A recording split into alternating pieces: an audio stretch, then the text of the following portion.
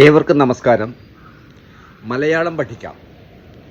10-10 ചോദ്യാവലി number 3ലേക്ക് ഏവർക്കും സുസ്വാഗതം. ചോദ്യം 1. മലയാള ലിപി ആദ്യം അച്ചടിച്ച പുസ്തകം ഏത്? സംക്ഷേപവേദാർത്ഥം, വർത്തമാന പുസ്തകം, ഹോർത്തസ് മലബാറിക്കുസ്, ചെറുപൈതങ്ങൾക്ക് ഉപകാരാർത്ഥം ഇംഗ്ലീഷിൽ നിന്ന് പരിഭാഷപ്പെടുത്തിയ കഥകൾ എന്നിവയാണ് ഉത്തരമായി കൊടുത്തിട്ടുള്ളത്. ശരിയുത്തരം ഹോർത്തസ് മലബാറിക്കുസ് ആണ്. ഇതിലാണ് ആദ്യമായി മലയാള ലിപി അച്ചടിക്കപ്പെട്ടിട്ടുള്ളത്. മലയാളത്തിൽ അച്ചടിച്ച ആദ്യ പുസ്തകമേത് എന്നതാണ് അടുത്ത ചോദ്യം. ശരിയുത്തരം സംക്ഷേപവേദാർത്ഥമാണ്. മലയാളത്തിലെ ആദ്യ യാത്രാവിവരണമേത് എന്നതാണ് അടുത്ത ചോദ്യം. ഇതിൻ്റെ ശരിയായ ഉത്തരം വർത്തമാന പുസ്തകം ആണ്. പാറേമാക്കൽ തോമാ കത്തനാർ എഴുതിയ റോമായാത്രയുടെ വിശേഷങ്ങളാണ് ഈ കൃതിയിലുള്ളത്. മലയാളം എഴുതുമ്പോൾ ഉരുട്ടി എഴുതണം എന്ന് നമ്മളോട് പറയാറുണ്ട്.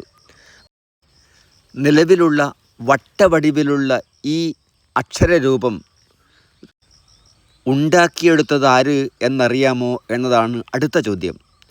ഇതിൻ്റെ ശരിയായ ഉത്തരം ബെഞ്ചമിൻ ബെയ്ലി എന്നതാണ്.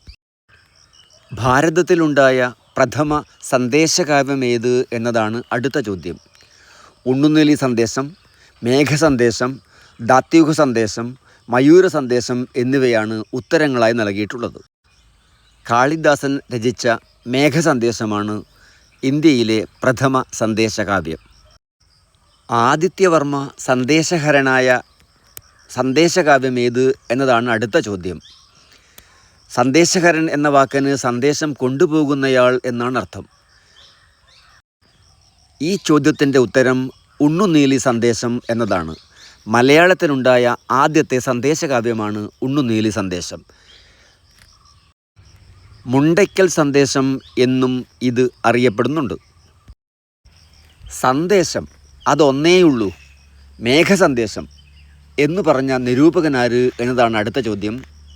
ഇതിൻ്റെ ഉത്തരം മുണ്ടശ്ശേരി എന്നാണ്. കേരള സംസ്ഥാനത്തെ ആദ്യ വിദ്യാഭ്യാസ മന്ത്രി കൂടിയായിരുന്നു മുണ്ടശ്ശേരി മാഷ്. 18 കവികൾ എന്നതിലെ അരക്കവി ആര് എന്നതാണ് അടുത്ത ചോദ്യം. ഇതിൻ്റെ ശരിയായ ഉത്തരം പുനം നമ്പൂതിരി എന്നാണ്. ഇദ്ദേഹമാണ് പ്രഖ്യാതമായ ഭാഷാരാമായണ ചമ്പു എഴുതിയത്. ഇതര കവികളെല്ലാം സംസ്കൃതത്തിൽ കവിത എഴുതുന്ന കാലത്ത് മലയാളത്തിൽ എഴുതിയത് കൊണ്ടാണ് പുനം നമ്പൂതിരി അരക്കവിയായത് എന്നൊരു ശ്രുതിയുണ്ട്. താരിൽ തന്വീ കടാക്ഷഞ്ചല മധുപകുലാരാമ രാമാജനാനാം എന്ന് തുടങ്ങുന്ന പ്രഖ്യാതമായ ശ്ലോകം പുനത്തിൻ്റേതാണ്. മലയാളത്തിലുണ്ടായ സന്ദേശകാവ്യങ്ങൾ, ചമ്പുക്കൾ, മുക്തകങ്ങൾ എന്നിവ ഏത് കാവ്യപ്രസ്ഥാനവുമായി ബന്ധപ്പെട്ടിരിക്കുന്നു എന്നതാണ് അടുത്ത ചോദ്യം. ഉത്തരം മണിപ്രവാളം എന്നതാണ്. ഭാഷാ സംസ്കൃത യോഗവും മണിപ്രവാളം എന്ന ലക്ഷണകാരികയിൽ പ്രവാളം എന്നതുകൊണ്ട് സൂചിപ്പിക്കുന്നത് ഏത് എന്നാണ് അടുത്ത ചോദ്യം. മലയാളം, സംസ്കൃതം, യോഗം എന്നിങ്ങനെ പല ഉത്തരങ്ങൾ നൽകിയിട്ടുണ്ട്. ശരി ഉത്തരം സംസ്കൃതം എന്നതാണ്.